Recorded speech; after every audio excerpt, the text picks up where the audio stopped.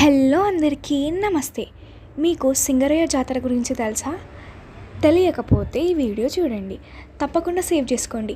ఈసారి సింగరయ్య జాతర అయితే 29th జనవరి మాఘమాసం అమావాస్య రోజున వస్తుంది.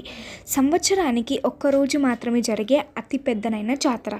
ఇక్కడ స్వయాన లక్ష్మీ నరసింహస్వామి ఒక పెద్ద బండ కింద కొలువై ఉంటాడు. 29th జనవరి రోజున మార్నింగ్ నుంచి ఈవినింగ్ వరకు, అంటే సన్రైజ్ నుంచి సన్సెట్ వరకు మాత్రమే ఈ జాతర అయితే జరుగుతుంది.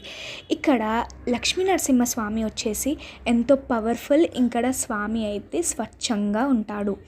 అండ్ ఇక్కడ ప్రత్యేకత వచ్చేసి మనకి తూర్పు నుండి పడమరకు వెళ్ళే మోయి తుమ్మెద వాగులో స్నానాలు ఆచరించి స్వామివారిని దర్శనం చేసుకుంటారు.